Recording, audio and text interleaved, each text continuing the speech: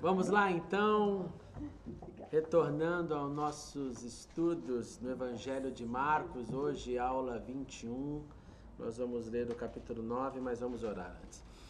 Senhor Deus, muito obrigado por estarmos aqui, obrigado por esse dia lindo, pelo clima tão gostoso, Senhor, obrigado. Agora vem com a tua bênção, com o Espírito Santo e dá-nos da tua iluminação, para que possamos entender a sua palavra, para que possamos ser nutridos por ela e que saiamos daqui com o coração uma vez mais aquecido pelo teu poder. Em nome de Jesus. Amém. Amém. E amém. Então vamos lá, gente. Marcos 9, só uma pequena lembrança.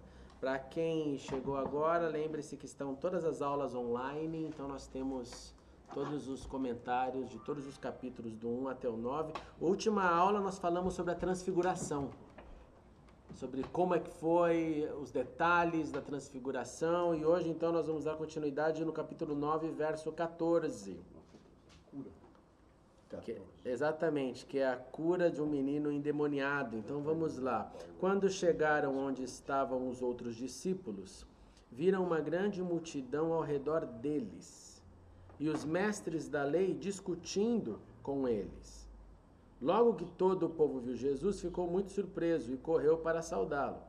Perguntou Jesus: o que vocês estão discutindo? Um homem no meio da multidão respondeu: mestre, eu te trouxe o meu filho, que está com um espírito que o impede de falar. Repare bem, um espírito que o impede de falar.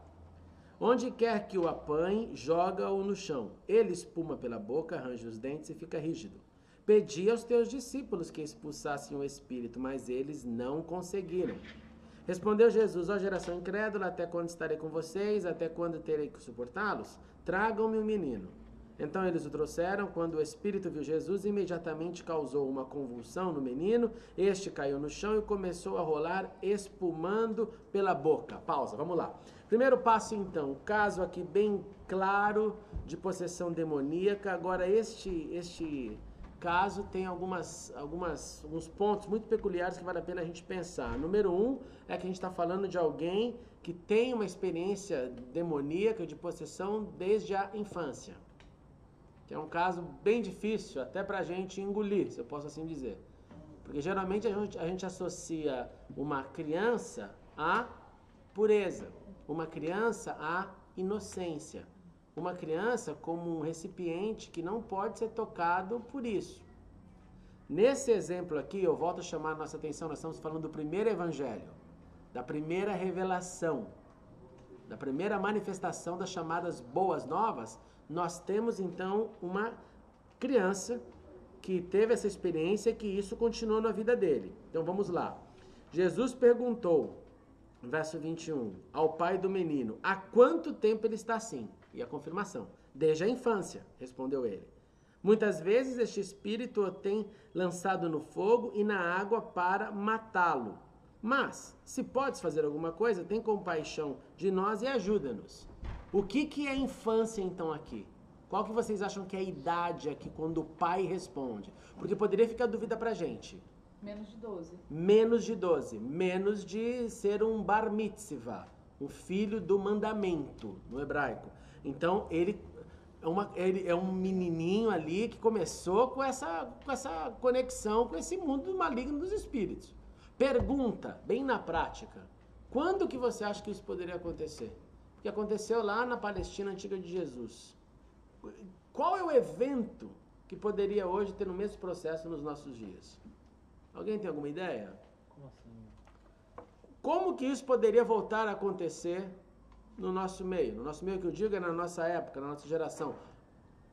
Se é que você acredita que isso não é algo simplesmente somente da época de Jesus.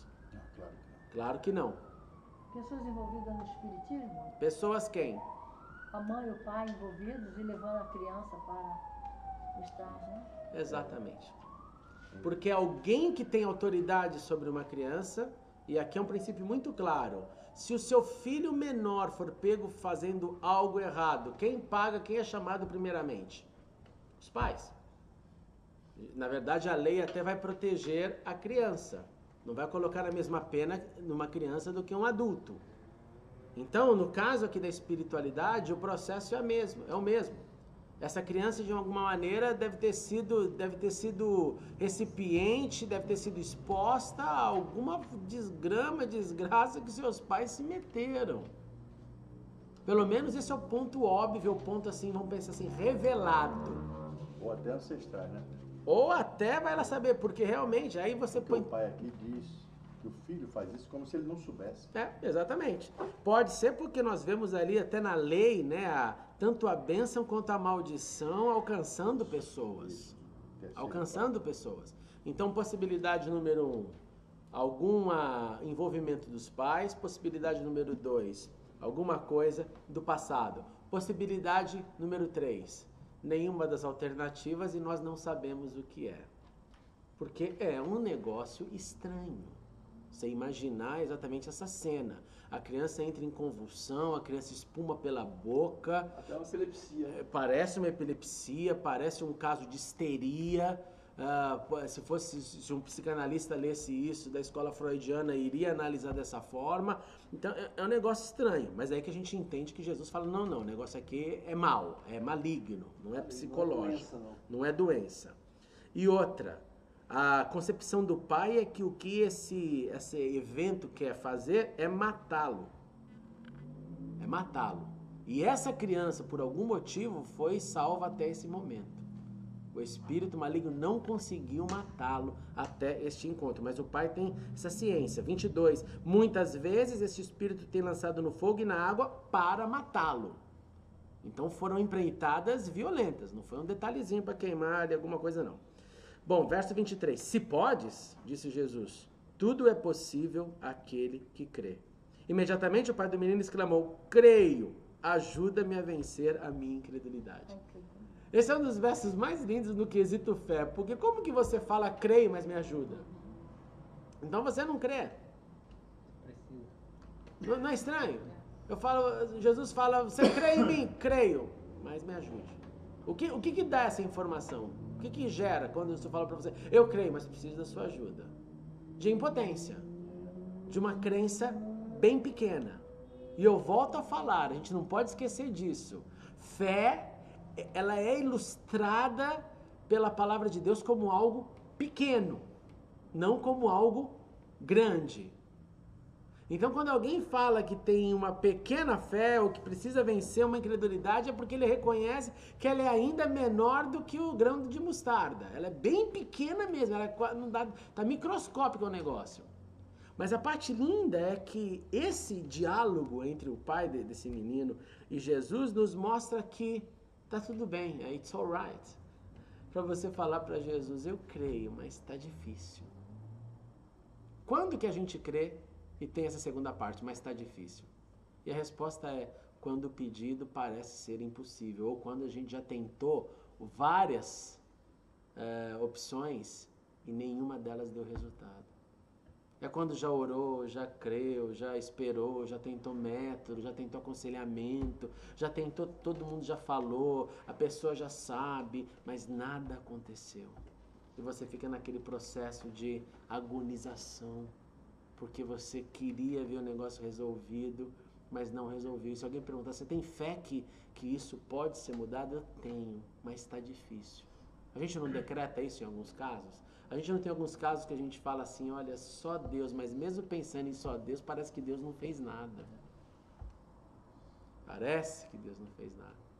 A conclusão que eu chego com o passar dos anos é que, na verdade, Deus não fez porque não deixaram Ele fazer. Porque é impossível você dizer que você se abriu completamente para Deus fazer alguma coisa e Deus falou, não, eu quero deixar você aí nessa pior.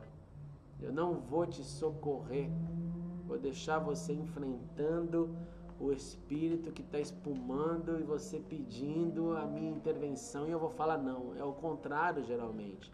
A gente que não permite ele fazer. Verso 25. Quando Jesus viu que uma multidão estava se ajuntando, repreendeu o espírito imundo, dizendo, espírito mudo e surdo, eu ordeno que o deixe e nunca mais entre nele. Olha que interessante o comando de Jesus. Jesus dá o comando para que ele deixe, para que ele não volte. Porque é um outro conceito bíblico esse do espírito sair, dar uma volta e voltar. Nesse caso aqui, eu acho que Jesus faz isso por se tratar de uma criança. Porque se fosse um adulto e o adulto falasse assim, olha, não, mas eu pirei de novo, né? Vamos pensar nas recaídas que acontecem. Pirei de novo. Mas aqui não, literalmente uma criança. Jesus está protegendo ele. É impressionante isso. Conclusão, o espírito gritou, agitou violentamente e saiu. O menino ficou como morto ao ponto de muitos dizerem, morreu. Mas Jesus tomou pela mão e o levantou e ele ficou em pé. Depois de Jesus ter entrado em casa, seus discípulos perguntaram em particular, por que não conseguimos expulsá-lo?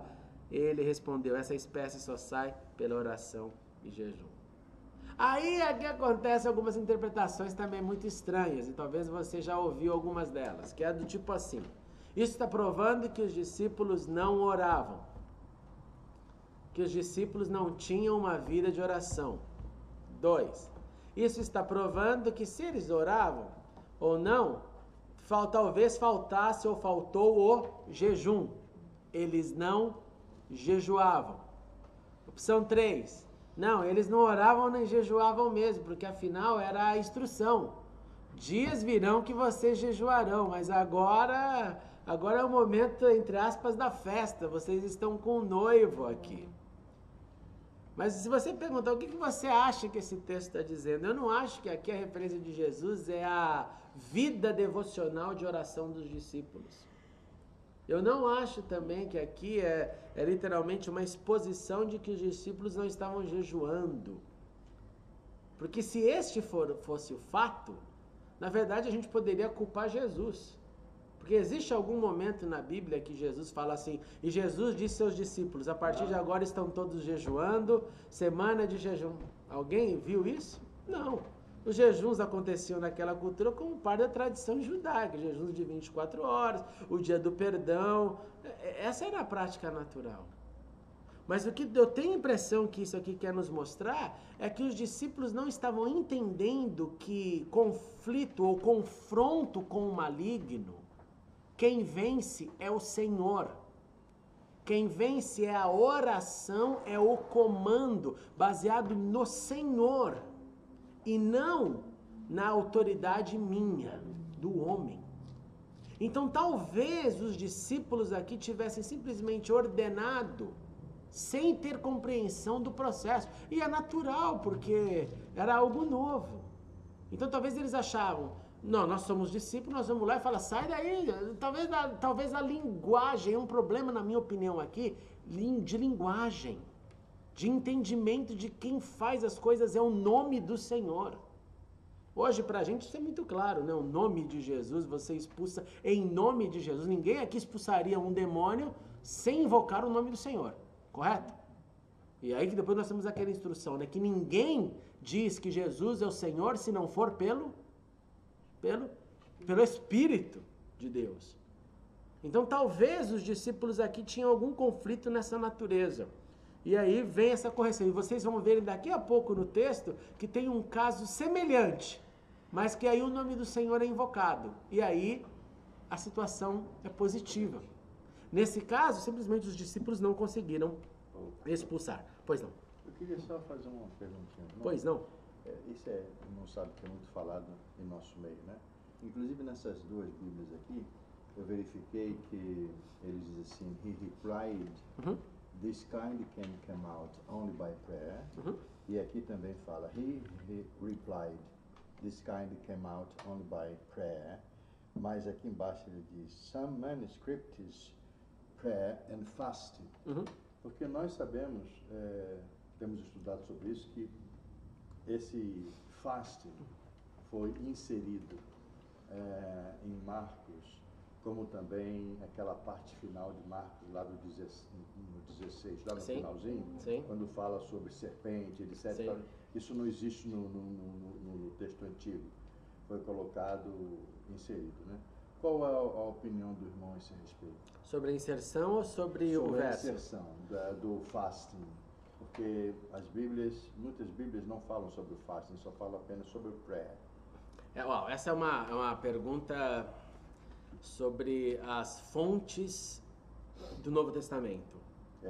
as fontes do Novo Testamento. Isso. Qual a opinião do A minha opinião é que chegou até nós o que deveria ter chegado até nós. E eu sei que essa opinião é extremamente controversial, porque muitas pessoas acham que as inserções que nós temos hoje, o que chamam de inserções de texto, é porque os textos que nós temos, às vezes não é comum, aquele, como essa palavra, ou como Marcos 16 que o senhor citou, são comum nos textos mais antigos. Né? Essa é a premissa. Só que a minha premissa de achar que chegou até nós o que deveria ter chegado, é parte de que nós não encontramos tudo ainda. Então não dá para a gente bater o martelo dizendo assim, nós temos todos os textos originais, e por termos todos os textos originais, se tem alguma tradução bíblica que o editor quis colocar a palavra, por exemplo, jejum, nela, ela não deveria estar lá porque nos fragmentos que nós temos, em alguns não constam. Ou o final do Marcos 16. E eu rebato dessa forma, eu não acredito que encontramos tudo. Então eu acho que a realização do cânon da Bíblia, existe uma mão do Senhor que falou, é isso que vai ficar. Eu realmente acredito no cuidado sobrenatural de Deus nesse caso. Porque eu acredito que nós não encontramos tudo que deveria encontrar. Primeiro, isso quanto às inserções. Quanto à palavra jejum, o jejum aqui nesse momento bíblico é simplesmente a ideia do jejum do Antigo Testamento. Ah, perfeito. É exatamente o que eu concordo. Jejum do Antigo Testamento. O que é isso? É um jejum de 24 horas, é um jejum vinculado às festas, é um jejum vinculado à lei. Era isso aí, pastor. É isso aí. Respondeu exatamente como eu penso e da maneira como eu também defendo. É essa a posição. O jejum aqui não é um jejum cristão, mas é um jejum realmente do povo israelita. Não tem instrução. Só depois que nós vamos digerir essa informação de quando jejuardes, lave o seu rosto, que ninguém fique sabendo. Isso aí está começando ainda. Em outras palavras, tudo que vem aqui do passado é como que vocês estão jejuando. E tem crítica em jejum no passado? Tem. Os profetas não estão aguentando mais essa palhaçada que vocês estão fazendo. É verdade. Não estou aguentando, esse negócio é ruim. Já era hipocrisia antes dos fariseus. Já existia uma hipocrisia. Então, o que eu percebo aqui é que Jesus está literalmente dizendo para eles que a expulsão não aconteceu porque vocês não usaram o canal certo. O canal certo da oração, da invocação, da seriedade das práticas espirituais. Inclusive o jejum. Inclusive o jejum. E que era uma prática de meio que se aproximar de Deus, né? Literalmente. Totalmente deturpada. Totalmente jogada ao lado. Por isso que Jesus vem tocar de novo nesse assunto. Porque aquilo que tinham feito, e se você pensar bem com o passar dos anos, foi degringolando cada vez mais. Porque hoje jejum existe até o jejum de Facebook.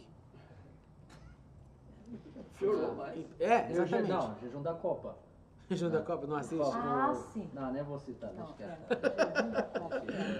Vamos lá. 17, lá no templo de Salomão, tá certo. Olha lá, e do verso 30, eles saíram daquele lugar, atravessaram a Galileia, Jesus não queria que ninguém soubesse onde eles estavam, verso 31, porque estavam ensinando os seus discípulos e eles diziam, o Filho do Homem está para ser entregue nas mãos dos homens, eles os matarão e 3 dias depois ele ressuscitará, mas eles não entendiam o que ele queria dizer e tinham receio de perguntar. O primeiro ponto muito importante que eu acho que acredito em uma das nossas aulas, alguém me perguntou se os discípulos sabiam que ele morreria. O primeiro evangelho deixa isso com total clareza. Jesus diz aqui que eles seriam entregues nas mãos dos homens. Homens aqui também pode ser uma ideia de gentios. Seriam entregues para pessoas que poderiam fazer o que quisessem com a vida dele. Número 2, eles o matarão e 3 dias depois ele ressuscitará. Esse ele o matarão, se você é entregue nas mãos dos gentios e eles o matarão, na concepção daquela época, esse o matarão incluía, como talvez top da lista, a crucificação. Porque era assim que os gentios matavam seus criminosos, ocupação romana. Mas Jesus não está usando o termo aqui em nenhum momento, serei crucificado. Matarão. Terceiro, 3 dias depois, ele ressuscitará. Então os discípulos ouviram com clareza. Vai ter prisão, vai ter morte, vai ter ressurreição. Ninguém pode falar que não ouve essa história. Então Marcos é muito, muito feliz em colocar isso, porque os primeiros discípulos ouviram o perfil. E é claro que eu acho que essa expressão, eles não entendiam o que queriam dizer e tinham receio de perguntar, é aquele tipo de comportamento quando a gente foge daquilo que a gente não quer enfrentar. Não é isso não. Esse assunto não é legal. Não vamos falar sobre isso não. Não vamos falar, como hoje, não vamos falar sobre a cruz. Vamos falar sobre um outro lado, que esse lado é mais gostoso. O lado da cruz não dá ibope. Por isso que nós vemos, vocês lembram disso, na conversa de Jesus, quando Jesus começa a falar isso, quando o evangelista também nos fala do conflito com Pedro. Jesus para de falar isso, Pedro chega a essa loucura. De querer fazer Jesus calar-se diante dessa conversa, quase que fala hoje, não, você está faltando fé. E tinha acabado de falar uma coisa boa, né? Reconhecido quem é Jesus. Tu és o Cristo num momento e no outro você está falando o que não deve.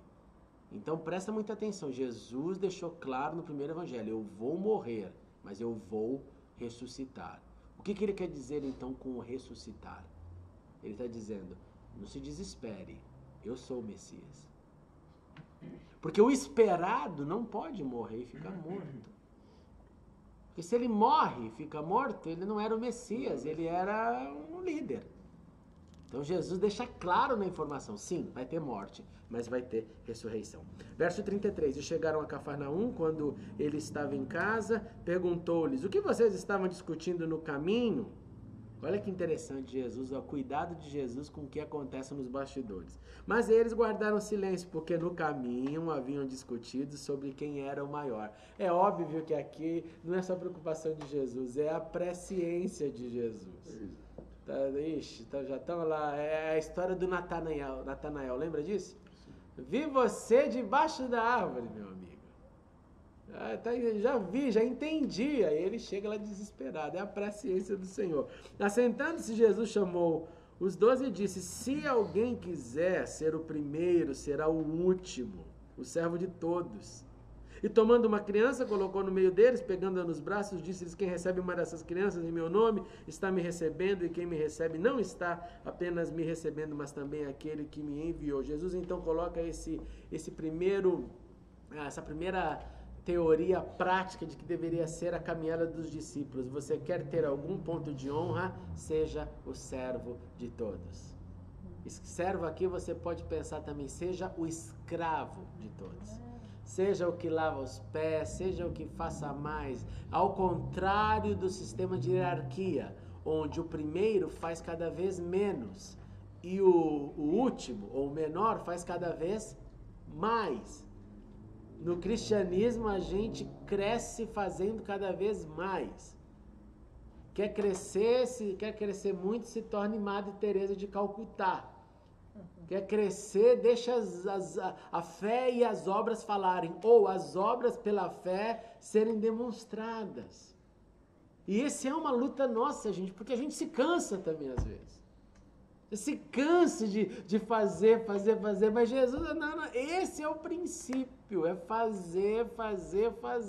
Eu vou estar no final da minha vida lavando os pés dos discípulos, falando, miserável vai me trair, miserável vai me negar. Mas eu estou fazendo, eu termino na cruz fazendo, servindo. Pai, perdoe, eles não sabem o que estão fazendo, servindo o tempo inteiro. Eu vou para o céu e falo, olha, meu pai trabalha até agora, eu vou prepará-los, eu continuo servindo, eu continuo trabalhando.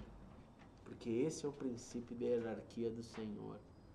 E é o princípio de serviço o tempo inteiro.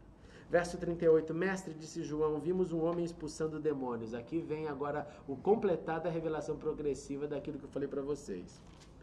Em teu nome, eu repito, mestre, disse João, vimos um homem expulsando demônios em teu nome. E procuramos impedi-lo, porque ele não era um dos nossos. Primeiro ponto, os demônios estavam sendo expulsos.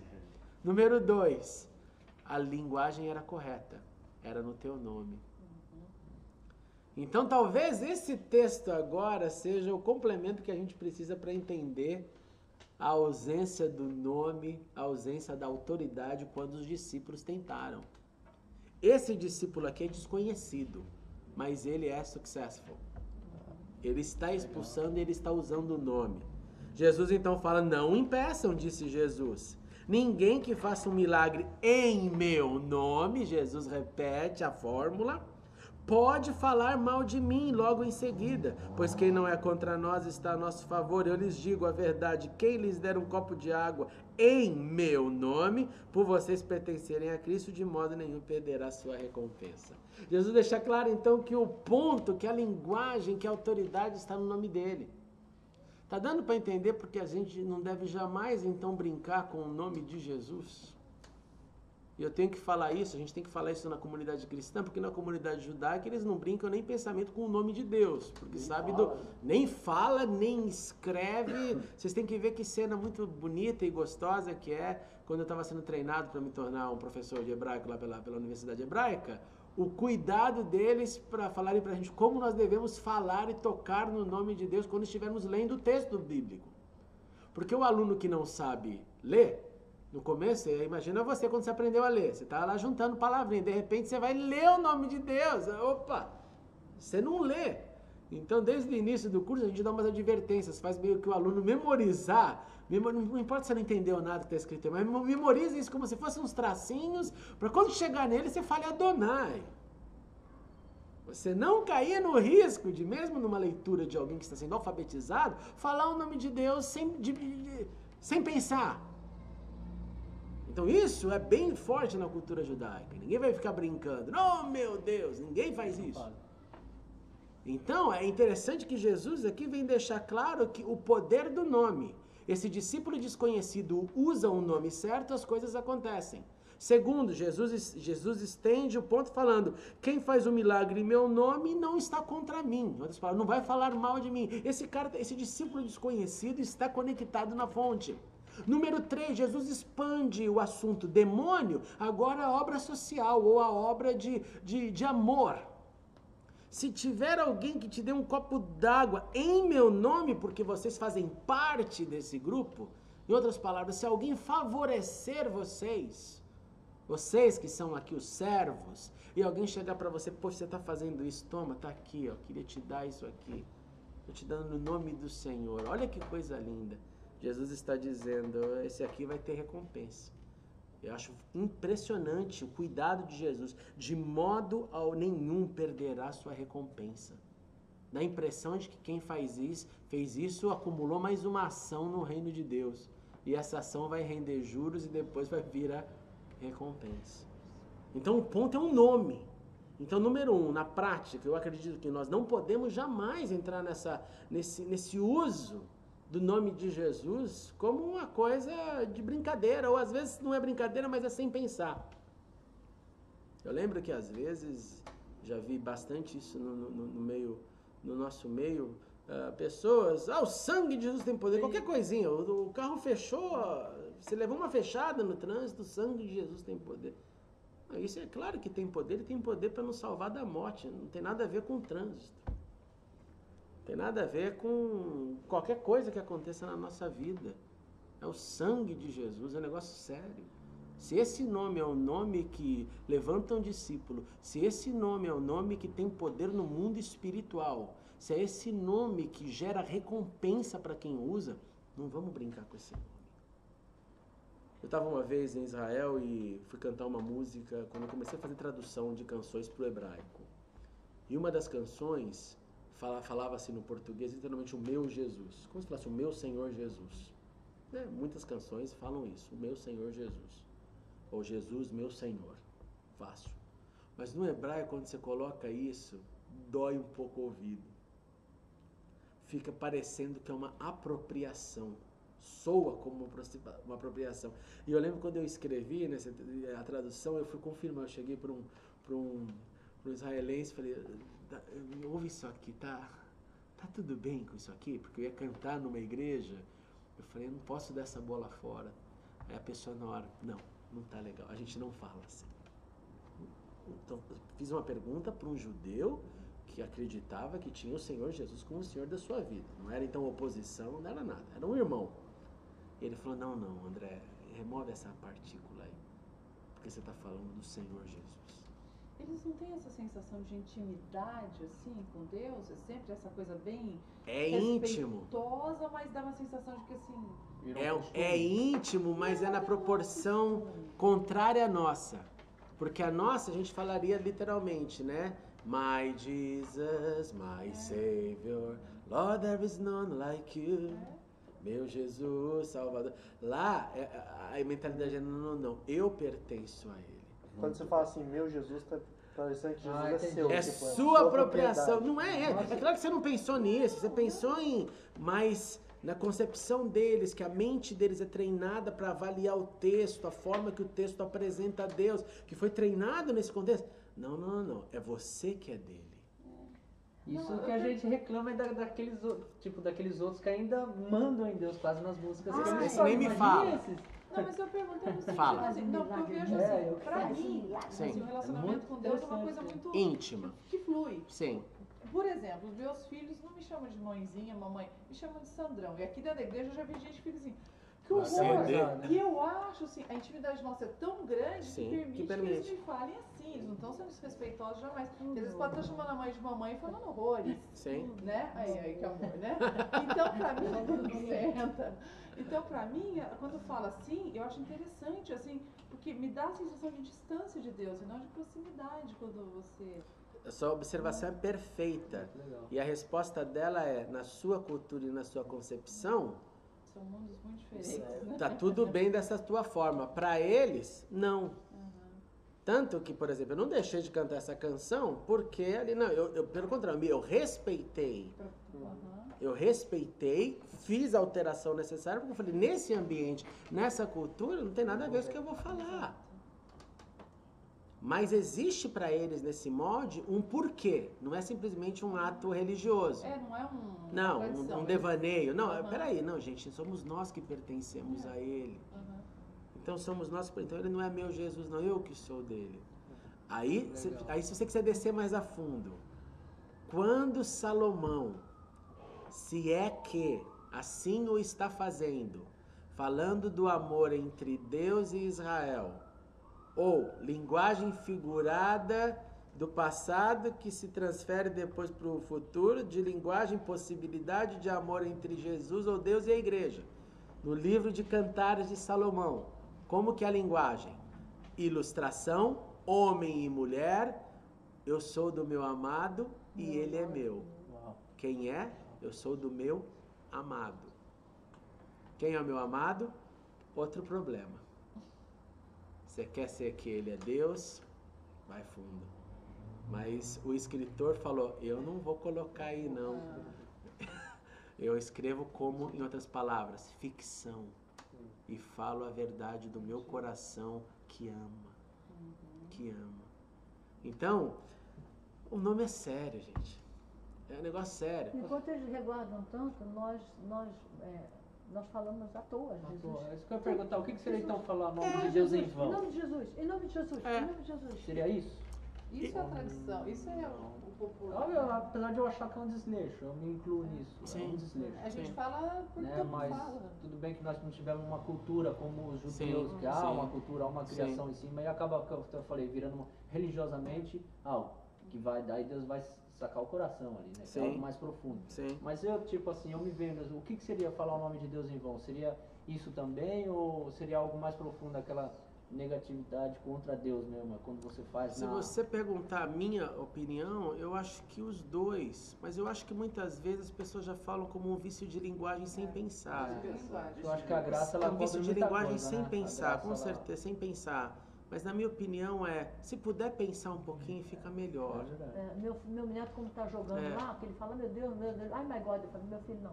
Eu Não também bota acho- o nome eu de acho- Deus em vão. Aí eu já vou ensinando a não praticar esse em jogo, alguma coisa assim, né? Até na minha casa tem hora que sim que me dá né, na minha casa, tipo, onde eu vou, meus amigos e tudo Sim. e tal, a forma com que eles falam, uma forma assim, eu me incluo nisso. Sim, A gente sim. vê, conversando com o outro, com a família mesmo, é um certo desleixo. usar o nome para qualquer coisa.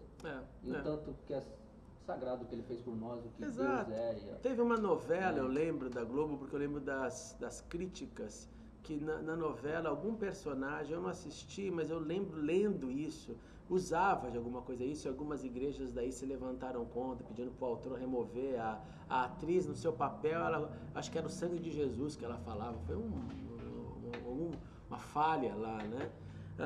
Mas eu acho que às vezes existe o problema da linguagem, do desleixo da linguagem, às vezes é uma falta de atenção. Eu acho que a nossa prática deve ser de compreensão de que nós estamos falando do nome que é sobre todo nome. Então, se dá para ter essa consciência e zelo, poxa, eu não vou deixar, por exemplo, minha filha ficar brincando com esse negócio. Minha filha, se eu estou ensinando para ela, vou ensinar para o meu filho que esse é o nome que salva. É o nome que está sobre todo nome. Eu não posso deixar ele também se tornar qualquer linguagem. Então, acho que existe um processo didático para a gente. Mas acredito também que muita gente fala sem pensar exatamente. Então, eu jamais ficaria, ô irmão, você está pecando. Se você falasse perto de mim, eu ia dar um toque, falando, poxa, isso acontece muito comigo em aconselhamento. Você está conversando e a pessoa fala de uma forma, aí eu vou, repito a mesma frase da pessoa, eliminando o que ela acabou de falar de uma forma ali meio estranha. Pessoal, entendi. Por quê? Para a gente poder então, colocar o nome dele no lugar que é devido, que é nome sobre todo nome. Eu lembro uma vez a Xuxa, né, falava, o cara lá de cima. Quer dizer, as criancinhas todas, polêmico, né? todas com ela, né? Era fácil para as crianças. Para as crianças fica um negócio, pode ficar uma coisa... teria dois lados aí. Por um lado poderia dizer, não está formal bastante. Aí fica também um outro ponto. Quem é que julga o coração do homem daí em como é que trata uma linguagem? Porque linguagem é fruto da educação que alguém recebeu. Linguagem é fruto da educação que alguém recebeu. Eu lembro quando eu convivi com pessoas vindo do alto mundo das drogas. Meu pai, quanto tempo eles precisavam para desintoxicar da linguagem. Por quê? Porque a linguagem era pesadíssima, pesadíssima. Então, para eles, se eles ouvissem isso, seria... eu vou me relacionar bem com isso. No início ele iria. E depois, com o tempo, ele ia falar, não, talvez, talvez... Então, é conflituoso, porque linguagem é parte do que alguém fala, do que alguém recebeu como educação. Mas o ponto fundamental, Marcos, conforme você também notou e perguntou, nós temos que entender que nós estamos falando o nome. É por isso que, quando o judeu vai ler o nome de Deus, ele vai usar, então, ou o Adonai, que é o Senhor, conhecido nosso, ou vai usar o nome. Imagina, você lendo a Bíblia falando assim, de vez de falar, e Deus disse para Moisés, você leria, e o nome disse para Moisés. Como é que fala isso? O nome, literalmente, Hashem. Como? Hashem. Que é uma forma dele, é tão importante esse negócio, porque mostra quem ele é. Aí você fala, mostra quem ele é como? Quantos estudos nós podemos fazer sobre os nomes de Deus e os significados dos nomes de Deus? E o que está implícito nos nomes de Deus. Essa é a primeira revelação. E é tão profundo isso, pastor, essa questão, que no Salmo 23 ele fala claramente sobre isso quando diz, né? Por amor do meu nome. Exato. Por amor do teu nome, né? Deixa bem claro isso. Não por amor a mim apenas, mas por amor ao teu nome. Me livra dessas situações. Exatamente. Por amor ao teu nome. Que coisa magnífica. Porque nele está contido quem o Senhor é. É verdade. E por isso é que nós também temos do outro lado ao nosso respeito o que ele nos conhece pelo nome. Eu sempre achei muito estranho em toda a nossa Bíblia, nós temos eliminado o nome Yahvé ou Yahweh, né? O Yahweh. Mas depois pensando muito sobre isso, eu me lembro que tinha um senhor, quando eu era criança, onde eu morava, que se chamava Jeová. O nome dele era Jeová. E ele era um alcoólatra tremendo, coitado. E quando ele estava caído no chão, bêbado no chão, muitas vezes, lá o Jeová está lá caído no chão. Isso na minha mente depois, isso me veio, se o nome de Deus, Yahvé, tivesse sido colocado na Bíblia como aparentemente deveria ser colocado, eu acho que seria um nome que estaria sendo ridicularizado, porque o pessoal não conhece esse nome, Yahvé, não conhece o nome Yahvé, né? Conhece somente Senhor e Deus. Mas Deus não é nome, Deus é um adjetivo, né? De propriedade, né? Uma propriedade máxima. Não propriedade, é autoridade máxima, significa Deus, né? E enquanto que Adonai é um outro também adjetivo do poderoso Senhor de todo o universo, né? Senhor. Então, a gente, de uma certa forma, preservou o santo nome de Deus. Quando falamos Deus, não estamos falando o nome dele, estamos dizendo um adjetivo dele. Ele é uma autoridade máxima. Estamos preservando o nome da autoridade máxima. Sim. Na verdade, eu acho que não foram nem nós que preservamos. Não, foram os rabinos. Também acho que nem foram eles que preservaram, porque nem eles têm, uma palavra final sobre o que e como é falar desse nome. Às vezes chegam a 70 possibilidades. Então, é algo que Deus, por isso que o tetragrama sagrado eu acho que é a definição mais interessante. É verdade. Ou separar as letras, falar dela é o Yud, Rei, Vav, Rei, que a gente fala em hebraico. São 4 letrinhas lá e nós não sabemos. E eu dou suporte a isso a quando Deus se revelou a Moisés. Que ele falou, eu vou te colocar na fenda, passarei para você minha glória e falarei e você ouvirá o meu nome. Qual? Aí você tem uma lista lá de adjetivos, mas não um nome. Você entenda quem eu sou. Receba a benignidade, a compaixão, Deus misericordioso. Deixa isso entrar em você que está lá na lei, né? Agora o nome pra gente ficou meio... Posso perguntar o próprio nome coisa? de Jesus, Já tá né? acabando, né? Só mais uma Pode. coisinha. Última pergunta. Quando, vamos supor, quando lá o muçulmano se converte, Sim. e eles estão lá, estão servindo a Deus lá, como que ele falaria? Seria Alá mesmo? Alá seria a tradução para Deus? Ou seria Alá outro Deus? E outra coisa, por que os universalistas entraram agora com a mudança do nome, se não me engano é Yahvé, para Yehoshua? Não sei se você está por dentro disso, que eles estão... Tem os doidos aí. O que está acontecendo? Bom, primeira pergunta... É se os muçulmanos quando se sim, convertem, usariam tipo aqui na igreja, você estaria falando Deus como Alá. Sim. Isso é o nome dado. Creio eu que a maioria esmagadora deles continuariam se referindo a Alá, porque na cabeça deles, pelo vínculo com Abraão, Alá, o Deus de Israel, é a mesma coisa, é o mesmo Deus, por isso que são chamadas as 3 religiões monoteístas. Então eles continuariam se referindo a Alá como nós nos referimos a Deus. Uma pessoa pode não acreditar em Deus, não ter recebido o Senhor, mas já ter escutado Deus e na cabeça dele era Deus. Vamos pensar no nosso contexto brasileiro. A pessoa não era cristã, não era nada, tinha nada a ver com Deus, talvez fosse até um ateu, mas a figura para ele de divindade, ou nas palavras do pastor, de alguém todo-poderoso, essa figura é Deus. Então ele se converteria, se tivesse um encontro com o Senhor, ele começaria então a ter um relacionamento com Deus, ele chamaria de Deus. É um título. Um título. Exato. O muçulmano continuaria, então, normalmente, se ele fosse dessa cultura árabe, islâmica, ele continuaria falando Alá, continua orando normalmente. A inserção seria, o grande shift, assim se eu posso dizer, seria na questão do profeta. Porque daí o Maomé sairia totalmente da equação e entraria Jesus.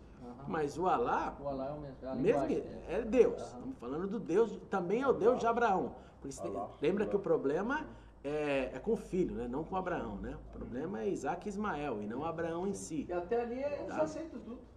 Tudo normal. Segunda pergunta quanto a essa... Os universalistas que estão têm agora até pelo extremismo deles. Que agora descobriram o nome. Eu recebi um leaflet quando eu estava no Brasil. Agora temos o verdadeiro nome. Descobrimos, e quem estiver debaixo desse nome, olha que interessante, hein? Estou falando de 2014, aí você vai estar invocando realmente o Senhor. Se você não estiver com a consciência do nome exato, segundo eles, você não está falando com o Senhor Jesus. Olha a letra, a loucura, né? Olha a loucura. Então, é mais um devaneio. Eu te respondo assim, é mais um devaneio. Mas esse nome, você que conhece a língua, tipo, a minha dúvida é, esse nome, eles que inventaram lá ou esse nome existe na... Tem alguma referência? Não, esse nome é simplesmente uma forma que eles juntaram. Estamos falando da mesma coisa, o nome Josué e o nome Jesus, que são das mesmas raízes do hebraico, mas que existe uma diferença. Quando a gente se refere a Jesus, a gente fala Yeshua.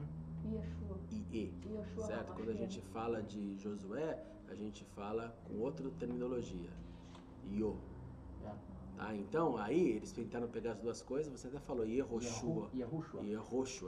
Eles são totalmente, em tudo, até nesse ponto que ele falou do jejum e a oração, eles são extremistas que todos os versículos, quando você pensa que ele está acertando, eles vão para o extremo.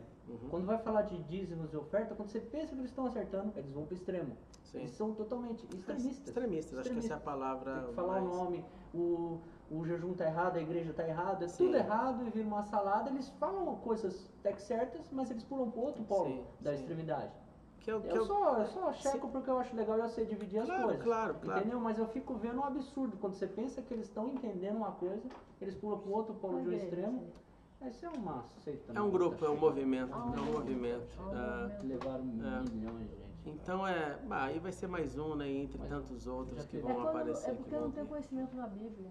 Pessoas que não leem a Bíblia. Não, aí o pior é que eles sabem a Bíblia, é isso que eu estou falando para eles, eles conhecem a Bíblia e o histórico da Bíblia, o geográfico perfeitamente, mas só que eles pulam a letra mata e o espírito vivifica.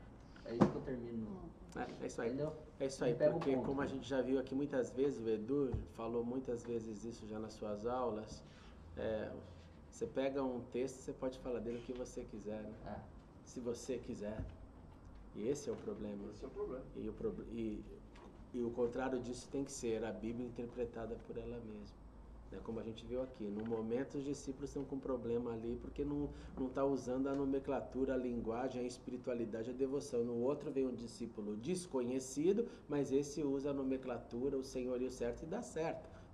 Então a Bíblia, pela própria Bíblia, nos mostrando. Aqui tem um buraco, aqui tem um acerto. Qual que você segue? Foge do buraco e fica no acerto. E assim por diante. Legal. Vamos orar, gente. Obrigado, Senhor, por esse tempo. Obrigado porque Tua palavra é linda, Senhor.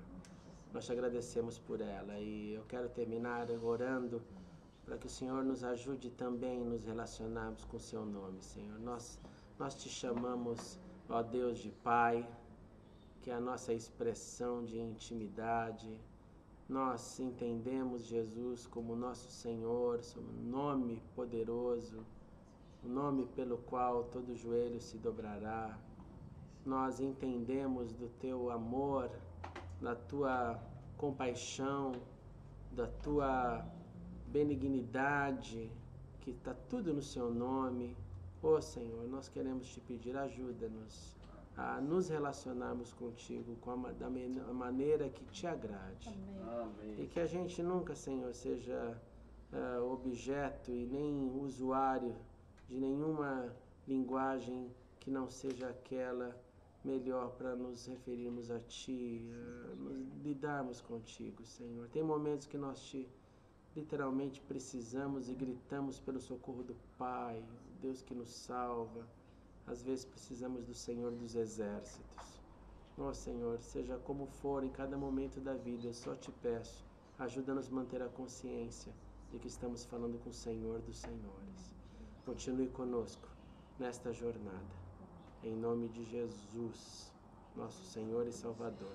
Amém. Amém. Legal. Até a próxima aula. Valeu. Muito obrigado por assistir a mensagem. Clique agora em inscreva-se para se cadastrar no canal e ser avisado de todas as novidades. Se você quiser ajudar na divulgação, clique em gostei e adicione o vídeo nos favoritos. Não se esqueça também de conferir as mensagens anteriores. Obrigado e até a próxima.